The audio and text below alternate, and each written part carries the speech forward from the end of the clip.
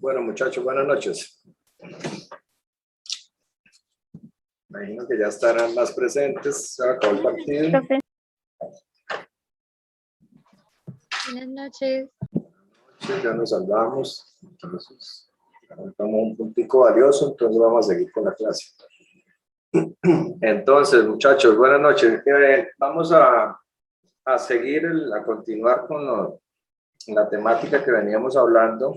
Primero, pues, empezamos con los términos, con la teología, los conceptos, para ir encadenando cada concepto en el momento de que lo escuchara, pues tengan conocimiento del término y cómo están vinculados al momento que vamos a hablar, cómo hicimos la introducción al cambio del modelo científico hacia el modelo actual biopsicosocial, hicimos la introducción al modelo de la medicina familiar, y dentro de ese modelo de la medicina familiar pues está su eje y la base del abordaje del paciente, que es la familia. Entonces el día de hoy pues, lo que vamos a hacer es empezar a hablar de la familia, qué entendemos por familia, las diversas funciones que tiene, cómo está la tipología a nivel de Colombia, la influencia que tiene sobre el proceso de salud y enfermedad.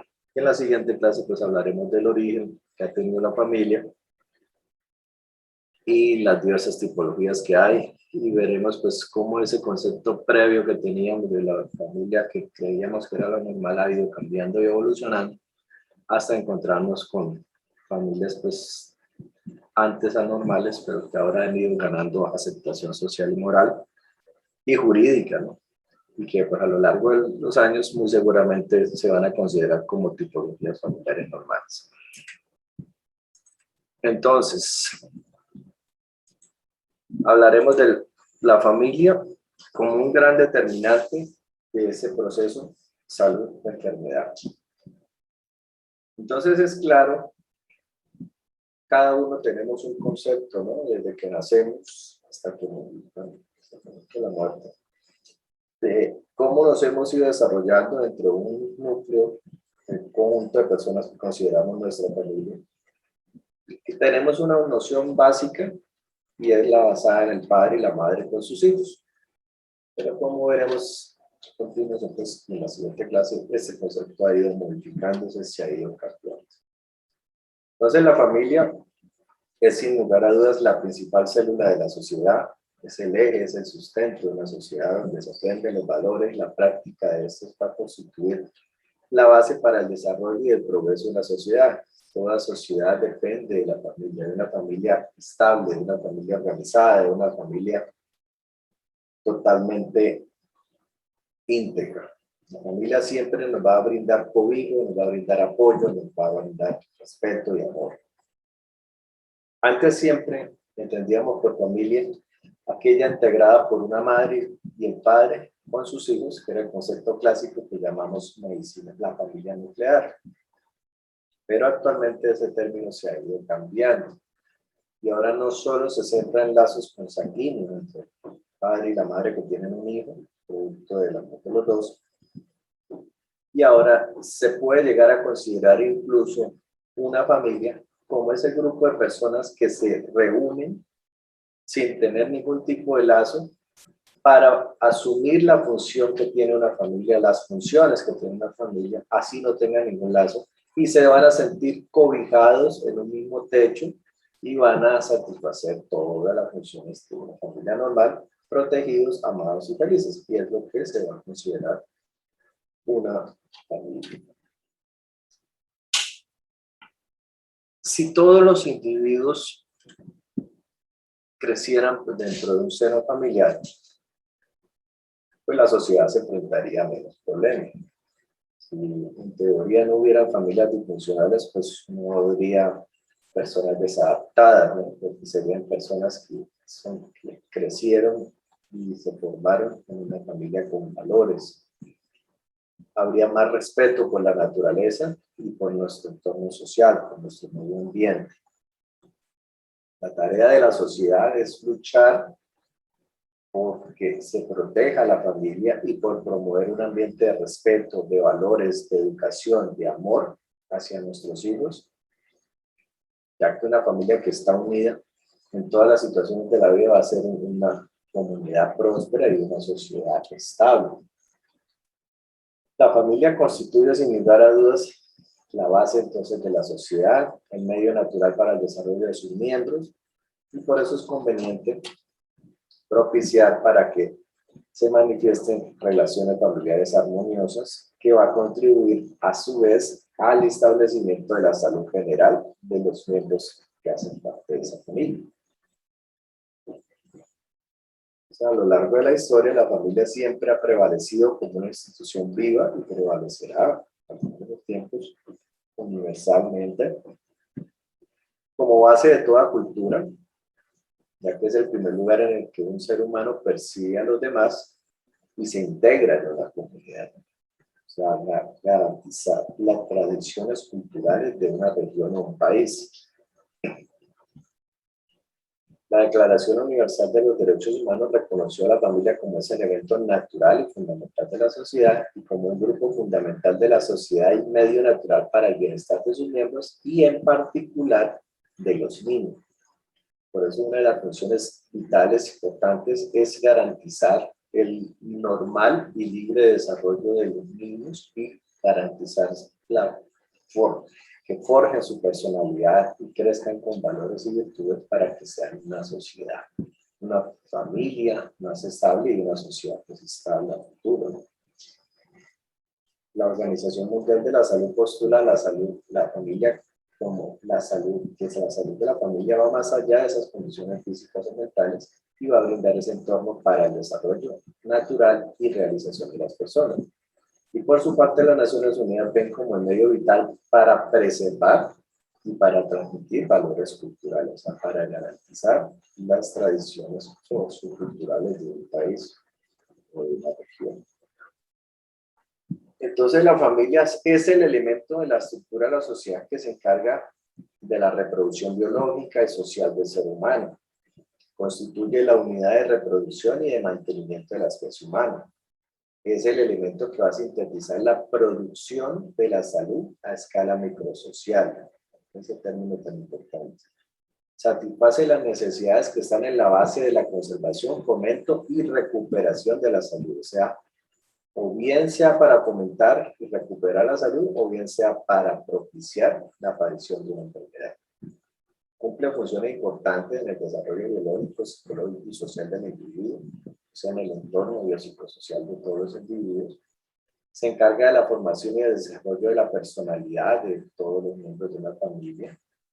También se encarga de la socialización y educación para permitir la inserción de los individuos en la vida social y la transmisión generacional de todos los valores culturales, ético-morales y espirituales. El apoyo que ofrece la familia es el principal recurso de promoción de la salud y de prevención de las enfermedades y a su vez de sus daños o consecuencias. Entonces, es el motor indispensable para que se desarrolle toda persona y depende de la familia para su supervivencia y para su crecimiento.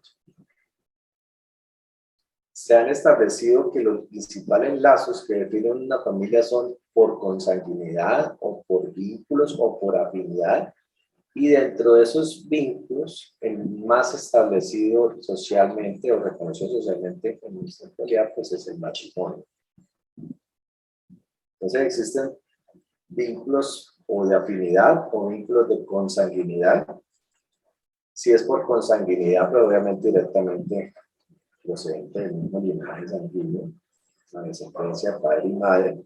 Por afinidad, o sea, cuando se establece un vínculo legal socialmente aceptado como el matrimonio, o cuando hay una afiliación o vínculo jurídico que lo une al padre o a la madre con su descendencia, como es el caso de la adopción.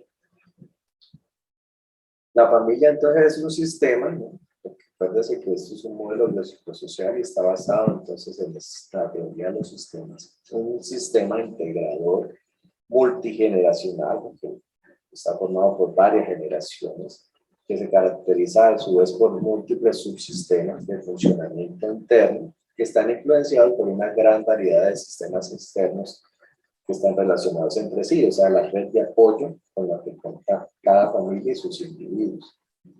La familia como un sistema como tal juega un papel importante en el proceso generador de la enfermedad y en el proceso de rehabilitación a medida que se cumplan sus funciones básicas. O bien, acuérdense que en ese concepto dinámico de salud puede influenciar al individuo o bien sea al máximo bienestar o hacia un proceso patológico.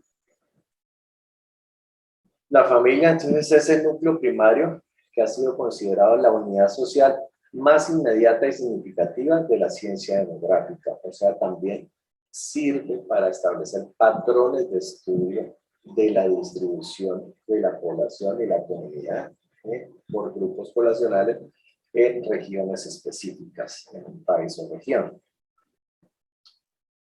Entonces, la familia en su seno se forman los motivos y los hábitos que se relacionan con el comportamiento que está implicado en la salud. Se van a gestar procesos que actúan como bien sea protectores de la salud o como desencadenantes de la enfermedad, como iniciamos esta charla. Entonces, una familia, pues tenemos muchas formas de definirla, hablaremos de varias. Entonces, un conjunto de personas que tienen lazos afectivos o de consanguinidad que consumen alimentos en un mismo techo, o sea, en una misma vivienda de manera continua. El censo canadiense la define como un esposo y una esposa con o sin hijos, o un padre y una madre solo, con uno o varios hijos que viven bajo el mismo techo. La ONU la define como miembros del hogar, emparentados entre sí hasta cierto grado, bien sea por consanguinidad, o sea, por sangre, por vínculo de matrimonio o por adopción. El censo americano lo define como un grupo de 2 o más personas que viven juntas y se relacionan unas y otras por lazos sanguíneos o de matrimonio o de adopción, pero que ejercen una interacción recíproca porque saben que existen las demás y ellos se consideran una unidad. O sea, teniendo en cuenta la teoría de los sistemas, que considera la familia como un sistema integrado por un grupo de elementos que, como lo dice la teoría, si alguno de los elementos está alterado, se altera el conjunto como tal. Dentro de la práctica, la salud familiar se define como unidad social básica, donde hay uno o más adultos con o sin hijos, o un adulto con niños, que tiene el compromiso de nutrirse emocional y físicamente. O, teniendo en cuenta la teoría de los sistemas, lo considera como un sistema de elementos en interacción dinámica continua, en el cual el estado de cada uno de ellos está determinado por la situación que ocupa cada uno de los otros. La famosa teoría general de Von Bertalanffy. Entonces, teniendo en cuenta esta teoría de los sistemas, se considera un sistema dinámico, viviente, sometido a un continuo establecimiento de reglas y de búsqueda de acuerdo entre ellas. Entonces, ese sistema o ese conjunto de reglas, pues, están relacionadas entre sí y ordenadamente se relacionan para construir un fin determinado de la familia. Desde ese enfoque de la medicina familiar, pues la familia es ese grupo social primario está formado por individuos, por los lazos que establecimos de afinidad, matrimonio, interactúan, conviven de forma más o menos permanente y que comparten factores biológicos, psicológicos y sociales, ¿no? O sea, teniendo en cuenta el aspecto biopsicosocial. Y pueden afectar la salud de sus integrantes y de la familia como un todo. Si se altera uno, de los elementos se altera todo el conjunto. Desde la perspectiva del médico familiar, la familia pues, es un grupo social que se organiza como un sistema abierto, que está constituido por un número variable de miembros, en la mayoría de los casos conviven en el mismo lugar, vinculados por lazos ya sea sanguíneos, legales o de afinidad. La OMS lo considera entonces la unidad básica de la organización social, pero también la más asequible para efectuar aquellas intervenciones preventivas y terapéuticas. O sea, en la que nos va a permitir a nosotros como profesionales de la salud hacer un mejor abordaje en nuestro paciente y poder recolectar datos suficientes que nos permitan una mejor adherencia, un pronóstico y seguimiento de nuestro paciente. La salud de la familia va más allá de esas condiciones físicas y mentales de sus miembros, brinda un entorno social para el desarrollo natural y la realización personal de todos los que hacen parte de la familia. Como hemos dicho, el concepto de la familia, así como el concepto de la salud, es un concepto dinámico, es un concepto cambiante, transformante, que evoluciona y se adapta a las exigencias de cada sociedad y cada época. Es un concepto tan antiguo como la misma humanidad y que ha ido evolucionando históricamente a través de los tiempos. Es el grupo donde nos criamos, donde nos formamos con nuestros valores, que nos orienta al órgano de nuestro desarrollo como seres humanos, sobre todo en los primeros años. Es un grupo social por vínculos y proporciona a cada uno de sus miembros aspectos como la seguridad, protección, socialización y compañía, que son funciones que, como veremos más adelante, hacen parte de las funciones de toda la familia, para que se considere una familia como tal. Es un grupo de personas con vínculos condicionado por valores socioculturales en los cuales se desarrollan, unidos por lazos de parentesco, que hemos dicho, afinidad o filiación, con una residencia común, con una cooperación económica y reproductiva. Desde el Pacto Internacional de los Derechos Civiles y Políticos, ya se garantiza y se ve a la familia como un elemento natural y fundamental de la sociedad, la cual tiene derecho a la protección como tal de la sociedad y del Estado. O sea que en todo país la familia tiene ese derecho adquirido a recibir protección por parte del Estado. La evolución que ha tenido la familia, pues clásicamente se ha definido como esa célula, entonces, como dijimos, de la sociedad, como esa expresión más simple de la comunidad humana, que ha ido evolucionando históricamente conforme a los cambios sociales y culturales que se presentan en los diversos momentos. Entonces, hablamos de una familia consanguínea, que fue la primera forma de organización familiar, en la que se establecían era solo por lazos de consanguinidad entre los diversos miembros de la misma, de una tribu o de una genes, como se llamaba antes, en la que se reproducían y se desarrollaban los unos con los otros sin ningún tipo de precepto moral. De ese tipo de familia consanguínea se pasa a una organización en la que se centra el poder, se centra la autoridad de esa familia en la madre, es lo que se llama la organización matriarcal.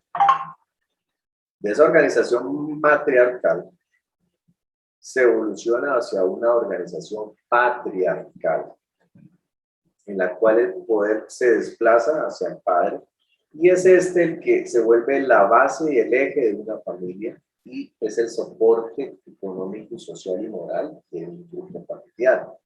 A su vez de que forja una familia, también designa al sucesor de esa familia, generalmente en el hijo mayor.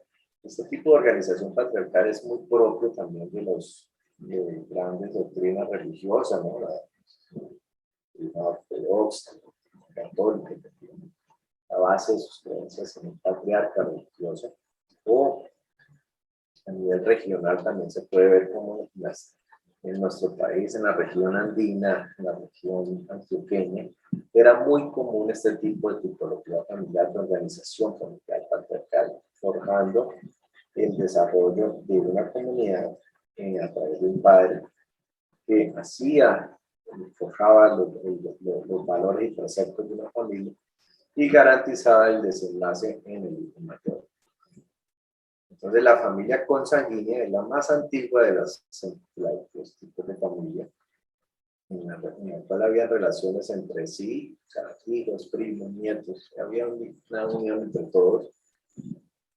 Y aún en nuestros días, pues hay ciertas descendencias consanguíneas que son generadoras de enfermedades genéticas, ¿no? Sobre todo en áreas rurales, como en ciertas poblaciones pobres vulnerables, se ve todavía entre primos o tíos con sobrinos, ¿no? O en los casos más aberrantes de padres con hijos. El matriarcado entonces estaba compuesto por la madre y los hijos formaban una unidad económica autosuficiente. Ella desempeñaba el principal papel en el terreno económico, establecía las reglas y las conductas de la estructura social y obviamente pues ejercía el poder. Eso lo vemos también cuando hablemos del origen de la familia basada en el origen de Engels, ¿no? Se trataba del origen de la familia y la propiedad privada y el Estado en 1884. La familia patriarcal, pues como dijimos, ya la transmisión era patrilineal del parentesco y determinaba el tipo de familia patriarcal. La autoridad suprema era el padre o el ascendente varón de mayor edad.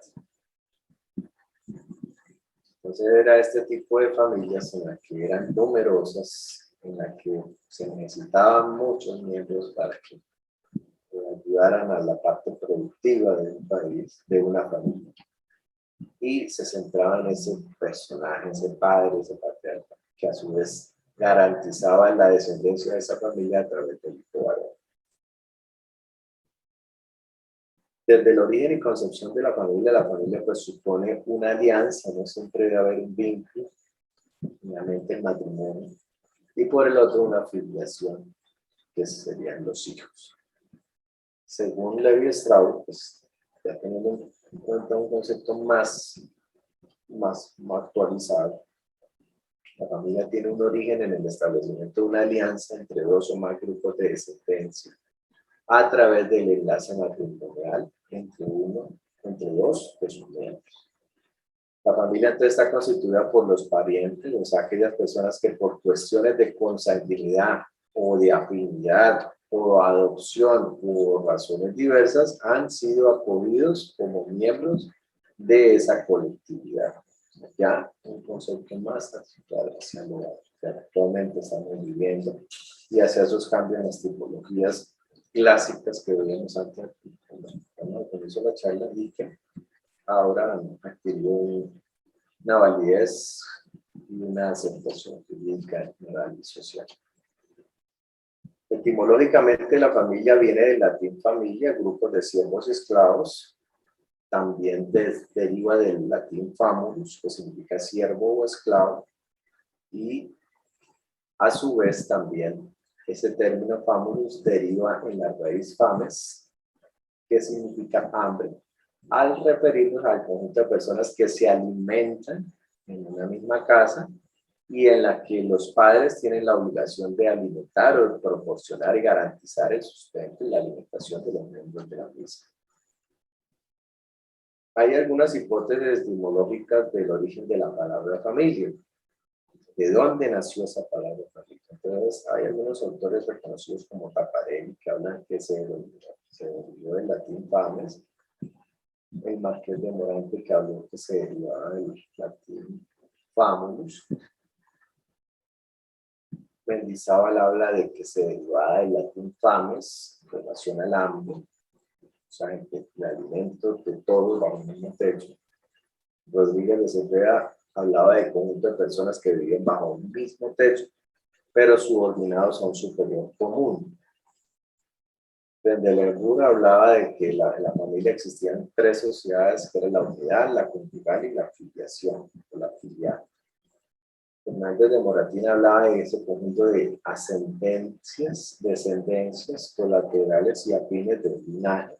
Póngora hablaba de un cuerpo, de una orden o una religión considerable en ella, y Alarcón hablaba de ese conjunto de personas en el que el Señor sustentaba dentro de su casa, o sea, bajo las órdenes de un ser, de un inmediato superior jefe. Ya hablando en cuanto a lo que se refiere a la influencia de la familia en ese proceso de salud y enfermedad, es claro que la familia es un gran determinador de ese proceso de salud y enfermedad. Va a promocionar la salud y va a reducir el riesgo de que se produzca un proceso patológico, pero también va a propiciar que haya una vulnerabilidad hacia el inicio o hacia la recaída de un proceso patológico de uno de los integrantes de una familia. Va a permitir también que se interprete de manera adecuada la enfermedad por el paciente que la está asumiendo. Va a garantizar una respuesta aguda con celeridad hacia su proceso patológico y no tardío que llegue a desenlaces fatales como la muerte. Y va a garantizar la adaptación a la enfermedad o su recuperación como tal. Entonces, la familia, como ese núcleo social básico, determina en el ser humano pues actitudes, conocimientos, conductas que pueden afectar bien sea positiva o negativamente su salud. La familia puede considerarse ese escenario que va a garantizar la promoción de la salud y la reducción del riesgo. Pero si en ella se promueven conocimientos y prácticas que ayuden a los individuos a mantener un buen estado de salud. O sea, si se garantiza, si se propicia la educación hacia el autocuidado, hacia la promoción de los hábitos de vida saludable, como la alimentación balanceada, como la promoción del ejercicio, los adecuados patrones de sueño. Pero si por el contrario no se incentiva, no se fomenta, pues en la familia se puede incrementar el riesgo de enfermar si se favorece lo contrario, o sea, los hábitos de vida no saludables como el tabaquismo, como el alcohol, como las drogas, como el sedentarismo y una alimentación no saludable. Diversos estudios nos muestran la extensión de los factores de riesgo de los padres hacia los hijos. Ejemplo de ello es el desarrollo de la obesidad en la población pediátrica cuando existen padres con obesidad o con sobrepeso. O sea, hay una influencia totalmente demostrada de los patrones de comportamiento familiar de los padres hacia sus hijos, lo que igual va a ayudar a que se aumente la probabilidad de que exista también estos hijos.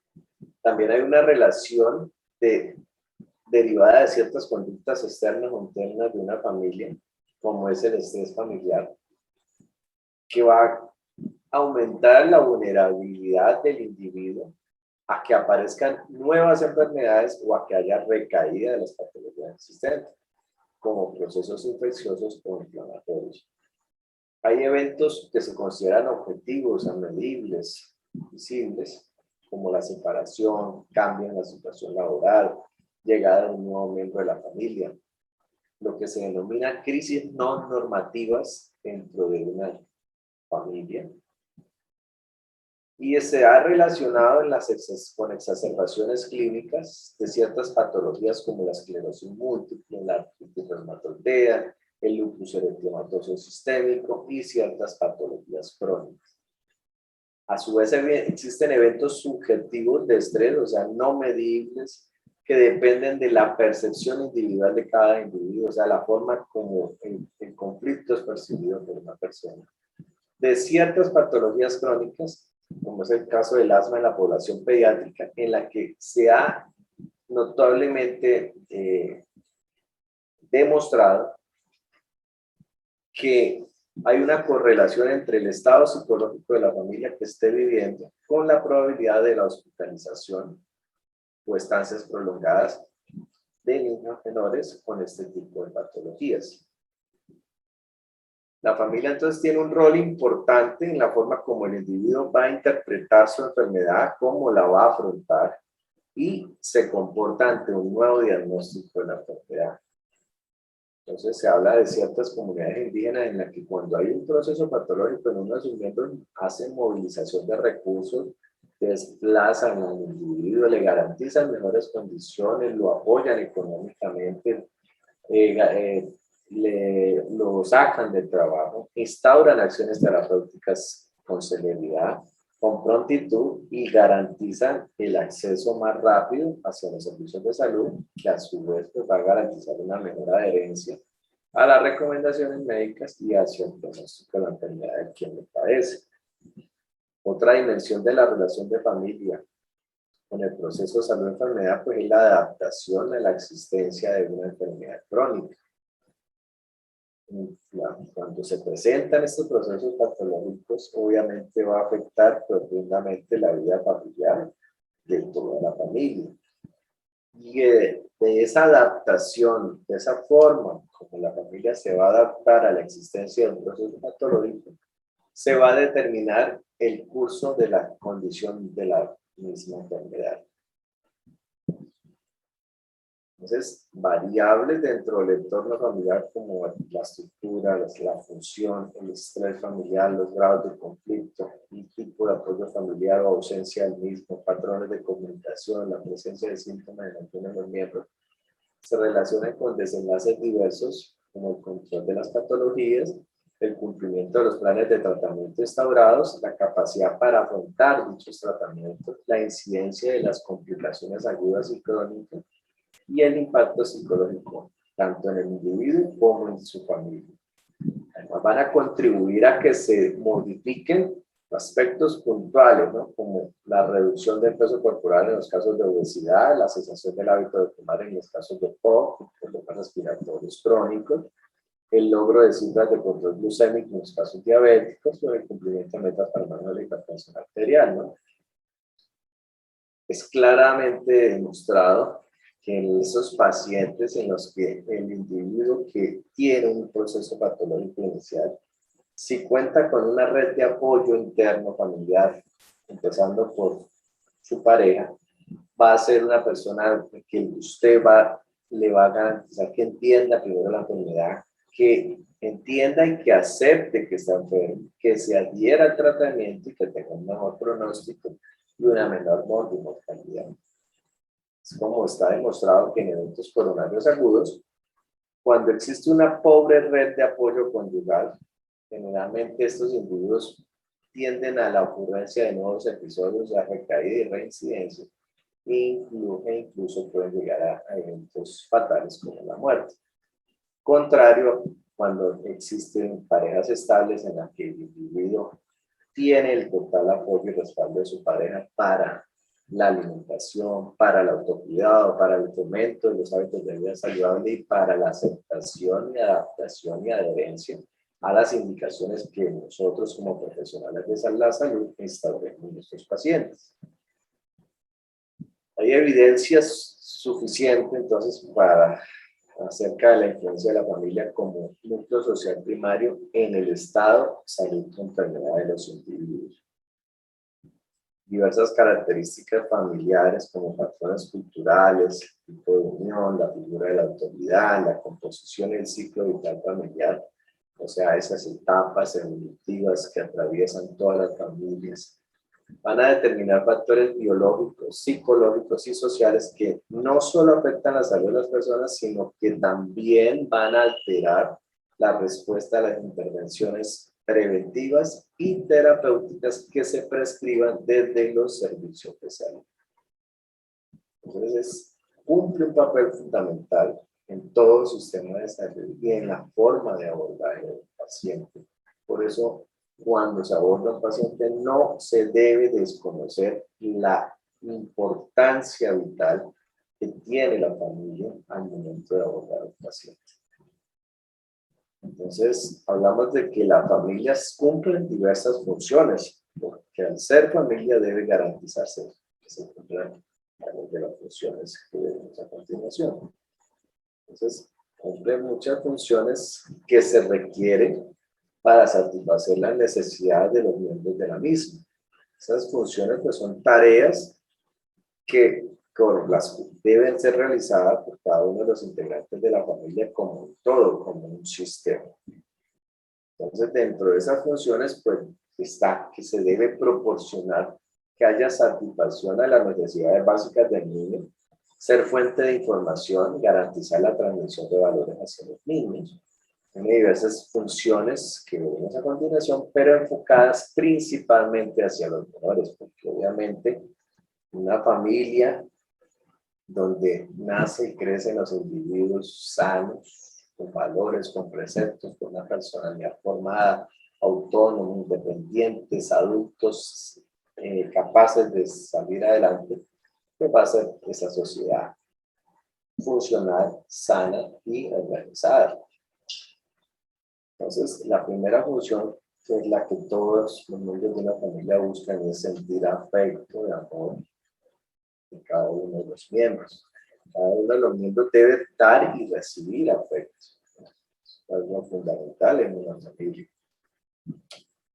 Debe ejercer una función protectora donde se encuentre esa seguridad necesaria para vivir tranquilo, sobre todo de la población infantil. Debe establecer una función social, ya que la familia nos va a garantizar ese primer vínculo con la sociedad, con nuestro entorno, con los demás, con nuestra familia, con todo el entorno que nos rodea. Nos va a permitir relacionarnos unos con nosotros, aprendemos esas normas del trato social y nos va a permitir integrarnos con mayor facilidad con las demás personas, que va a ser ese puente de enlace de nosotros como individuos hacia la sociedad o con la sociedad. Tiene una función reproductiva, obviamente toda familia necesita conservar su rama genealógica y asegurar la supervivencia de sus hijos. Entonces se deben establecer reglas para definir las condiciones en que las relaciones sexuales, los embarazos y la crianza de los hijos son permitidos. Esta regulación pues, va a suponer que el control de las relaciones entre las personas y va a contribuir de forma sustancial a establecer un control social. También ejerce una función educativa. Obviamente toda familia tiene que garantizar la educación de sus hijos, a recibir y aprender cosas nuevas permanentes, a enseñar el respeto, la disciplina, el aseo, el buen comportamiento, o sea, normas de autocuidado y los hábitos de vida saludables. Tiene que haber una función económica, obviamente, teniendo en cuenta la posibilidad de cada uno para aportar hacia esa familia, pero obviamente se debe mirar los roles de los integrantes y establecer quiénes y quiénes no, quiénes sí y quiénes no, pueden establecer un apoyo económico. Por eso casi siempre el apoyo inicial debe ser de los padres hacia los hijos y a medida que se van volviendo productivos los demás miembros, pueden hacer un aporte que ayude a sostener la familia hasta que se independizan y deciden formar un subsistema, una nueva familia. Esa función económica pues está enmarcada a garantizar las necesidades básicas como la alimentación, el techo, la luz, ¿no? También ejerce una función política y religiosa. En la familia se adquieren los dogmas religiosos, los preceptos religiosos y morales que nos enseñan, debemos seguir, ¿no? Depende de las diversas afiliaciones que pertenezcamos, nuestra afiliación católica, de las demás religiones. También aprendemos esa afinidad política que percibimos de nuestro padre y nuestra familia hacia sectores de izquierda, sectores de centro, o sectores moderados o más hacia la derecha. También existe una función psicológica que puede ir desde la satisfacción de las necesidades y deseos sexuales de los cónyuges hasta la satisfacción de las necesidades y deseos de afecto y seguridad y reconocimiento de tanto de los padres como de los hijos. En esta función psicológica se incluye el deber ser del apoyo que se debe dar y protección y respeto hacia los mayores de la familia, hacia los seres más longevos, o sea, hacia los ancianos. Tiene que haber una función de domiciliaridad. Obviamente se le debe garantizar un techo, un espacio que sirva como convivencia y refugio de esa familia, en la cual se establecen esos roles de poder que pueden ser patriarcales, matriarcales o autoritarios.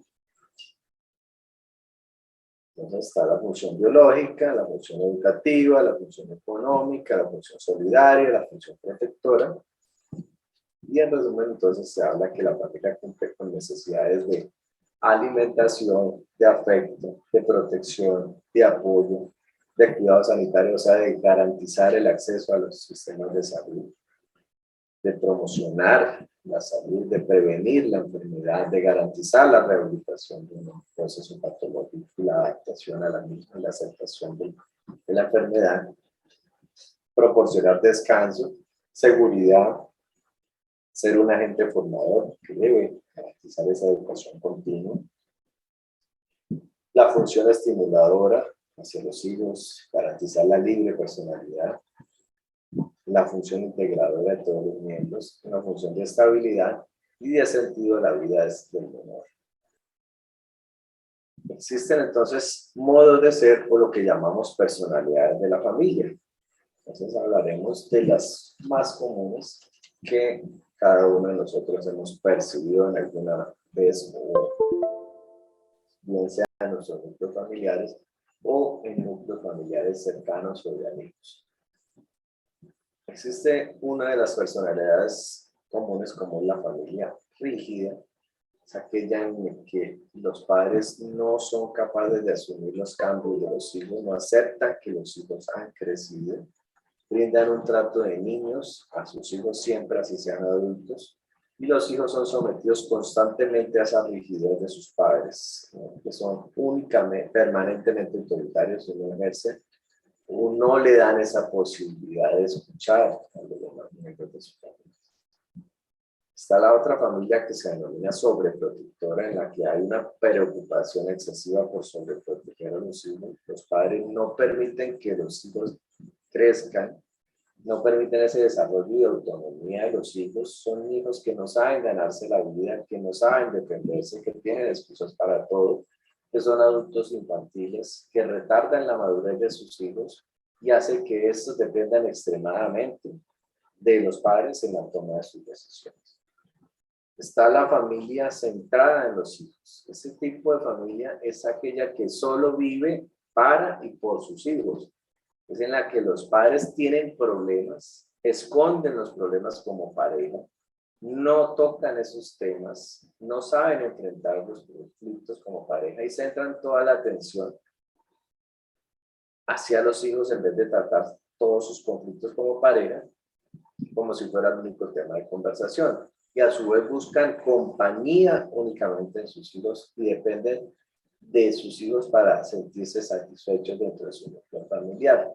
En este tipo de familias centradas en los hijos ocurre un fenómeno muy común dentro de ese ciclo vital familiar, como lo hablaremos en esa clase, que es el nido vacío. Y es cuando los hijos deciden independizarse, deciden salir de su hogar, deciden desprenderse de su padre. Y esos padres que tenían esos conflictos ocultos, no tratados, que disimularon toda la vida y no tocaron esos temas, pues al sentirse solos, indiscutiblemente salen a flote esos problemas y no son capaces de enfrentarlos, y es donde se presenta el fenómeno del divorcio en esas familias con padres en edad madura. Hablamos de más o menos 50 años en adelante, que es una etapa en la que muy comúnmente se presenta el fenómeno del vacío. También está la familia permisiva, en la que los padres son incapaces de ejercer disciplina sobre los hijos con la excusa de no querer ser tan autoritarios como el tipo de familia que hablamos ahorita, y de querer razonarlo todo, pero permite que los hijos quieran hacer lo que quieran, ¿no? No funcionan como padres, los padres, ni los hijos como los hijos, y en algunos casos los hijos mandan más que los padres. Entonces, esto pasa mucho cuando los padres no son capaces de ejercer el control de sus hijos por temor a perder el amor o el cariño de sus hijos. Está la familia estable, que es la que todos creemos tener o aspiramos ser o formar, y la que toda sociedad pues debe tener o ir a tener como base de su sociedad. Y es aquella familia unida en la que los padres tienen claro sus roles como padres, tienen claro qué quieren dar y mostrar a sus hijos, cuáles son las metas que quieren como padres, cuáles son las metas hacia sus hijos, cuáles son los sueños que hay como familia. Y es muy fácil mantenerse unidos. Los hijos crecen estables, seguros, confiados, autónomos, independientes, son capaces de recibir y dar afecto, son capaces de expresar las necesidades, siempre se van a sentir felices y con un alto grado de madurez e independencia. Por el contrario, pues la familia que nadie desea integrar, que nadie desea que haga ser parte de ella, ni ninguna sociedad desea que exista dentro de su comunidad. Y son aquellas familias que van a ser desencadenantes de personas desadaptadas, de adultos desadaptados, que van a generar un problema económico y social a futuro, y son las que no alcanzan nunca a unirse. Los padres siempre están confusos acerca de su papel como padres, de lo que quieren mostrarle a sus hijos, de las metas, de los sueños. Es imposible mantenerse unidos, no hay un rol de autoridad, no hay un rol de figura paterna. Los hijos crecen inseguros, desconfiados, temerosos, tienen dificultad para dar y recibir afectos, son niños que crecen como adultos pasivos, dependientes, incapaces de expresar sus necesidades, son adultos frustrados, llenos de culpa y rencor. Y entrando ya en lo que es la familia colombiana actual, lo que nos caracteriza como país, hablaremos de ciertas características que definen lo que es nuestra familia como país. Entonces, la familia colombiana se ha visto enfrentada a fuertes transformaciones que se derivan de esas condiciones demográficas, económicas, sociales y culturales a las que se ha visto enfrentado, que ha atravesado a lo largo de nuestra historia. Dentro de los factores transformantes más importantes de ese patrón de familia colombiana está la introducción de los métodos anticonceptivos y el deseo del control de la natalidad. Eso ha hecho que obviamente se disminuya notoriamente el tamaño de las familias que en el pasado eran numerosas y que se han reducido en la cantidad de personas que la conforman, pero a su vez generan un fenómeno de sensación de soledad en las familias nucleares. Lamentablemente, pues, donde generalmente hay familias numerosas, es en los estratos bajos y vulnerables, en los que todavía persiste el concepto de que una familia extensa y compuesta se necesita para optimizar los ingresos familiares que se reciben en conjunto para que puedan garantizar o bien sea la producción de una tierra o el desarrollo y estabilidad de una familia a nivel urbano.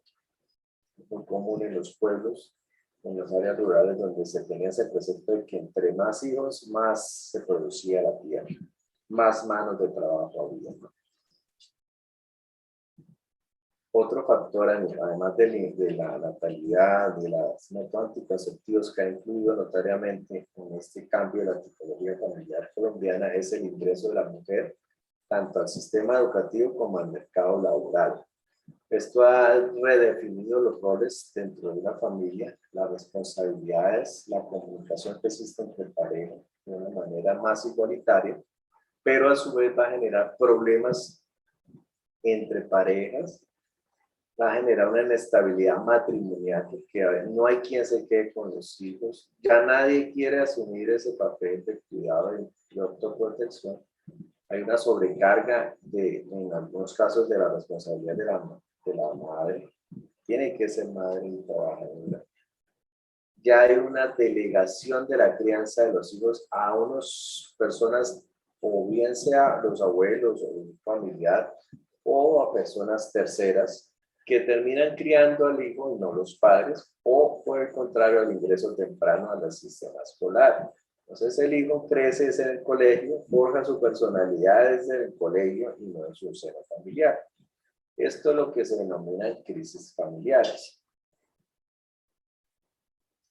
Otro fenómeno como la migración y el desplazamiento, pues también, principalmente como consecuencia de la violencia a la que hemos visto enfrentados, llevan a una dispersión temporal o definitiva de las unidades familiares. Y eso lleva a su vez a una mayor pauperización, un desarraigo y una marginalidad, sobre todo de las clases menos favorecidas. Para describir nuestra familia colombiana actual, se emplea la tipología familiar basado en el parentesco de cada una de las personas con el que tiene lugar. Entonces, en Colombia, el tipo predominante es la familia nuclear completa, el padre, la madre con sus hijos, con un 43% en la actualidad. Pero se ha visto que ha ido disminuyendo con los cambios de las tipologías familiares de la siguiente clase, pasando desde un porcentaje del 58% en el año 1995 a un 43%. Después le sigue la familia nuclear e incompleta en las que falta uno de los padres, con un 12%. Las familias extensas de parejas sin hijos es otro fenómeno común ahora, ¿no? Las que son familias que se unen, pero no deciden tener hijos, con un 3%. Y un fenómeno nuevo que se está viendo y que ha ido ganando adeptos, y es los hogares unipersonales. Tiene una sola persona, se independiza como tal y no tiene ni pareja ni hijos, desvirtuando el concepto como tal de unidad y afinidad de la familia, pasando a un 10% de un 8% pues, en el 2005. Los hogares donde existe una jefatura femenina pues han aumentado también considerablemente, sobre todo en los estratos más pobres. En algunos casos, porque se requiere de ese apoyo económico por parte de la mujer, o en algunos casos porque hay divorcios y la mujer tiene que asumir la jefatura y el sustento de su familia. Este fenómeno pues también está muy relacionado en algunos casos con la creencia de la crianza de los niños debe ser asumida principalmente por las mujeres, y esto a su vez lleva a una sobrecarga, ¿no?, en la mujer, tanto al combinar trabajos productivos y reproductivos, a pesar de que la jefatura femenina tiene una menor exposición a la violencia y al maltrato, no está expuesto a la influencia del hombre. Hay una imagen fuerte y positiva de la mujer, hay una mejor distribución de los recursos porque es claro que las mujeres manejan mejor los recursos. Hay una desaparición de esa división sexual tradicional de los roles de quién debe mandar y quién no. Hay una participación y hay una igualdad en la toma de las decisiones, pero lamentablemente son hogares que son mucho más vulnerables desde el punto de vista económico. Lamentablemente son familias que no cuentan con la misma red de apoyo, que no cuentan con el mismo sustento económico de una familia tradicional o de una familia nuclear. Entonces, con eso terminamos lo que es esta primera parte de la definición de las familias. Entonces, definimos, pasamos de ese concepto tradicional que cada uno teníamos desde nuestra concepción, vimos cómo se puede ir definiendo la familia. Esa gran influencia de la familia como determinador de ese proceso de salud-enfermedad, tanto para la promoción de la salud como para la prevención de la misma o para propiciar un proceso patológico. Es importante tener en cuenta que esa familia le va a garantizar a usted como profesional de la salud, garantizar que el paciente acepte su enfermedad, garantizar que se adapte a la enfermedad, que se adhiera al tratamiento, que tenga un mejor pronóstico. Es importante que cuente con una adecuada red de apoyo a ese individuo o su paciente para que las órdenes terapéuticas que instauremos se cumplan, ¿no? Hay una adecuada adherencia. Va a garantizarnos que no vaya a haber una recaída o una recurrencia de un proceso patológico y que no vaya a haber la aparición de nuevos procesos inflamatorios infecciosos, ¿no? Nos cuenta cómo está relacionado directamente con muchos procesos y enfermedades que se han visto relacionados con los patrones generacionales y con la presencia o ausencia de fomento de hábitos de vida saludables dentro del familiar. Y por último, pues hablamos de los tipos de familia. Ya lo abordaremos más adelante en la siguiente clase cuando hablemos de las tipologías familiares y vimos cómo se define actualmente la tipología colombiana. En la siguiente clase pues ya hablaremos del origen de la familia, los diversos tipos de patologías familiares y hablaremos de algo algunos últimos conceptos de familia. Eso lo hablaremos en la siguiente clase. Entonces, gracias por su atención y que tengan una buena noche. Nos vemos la próxima semana para terminar las exposiciones y para la ronda de preguntas. Si alguien tiene alguna duda, si no, pues nos veremos la próxima semana. Entonces, buenas noches Gracias, para todos. profe. Buenas Hasta noches, luego. profe, gracias. Hasta Hasta luego, luego, profe. Buenas noches, profe.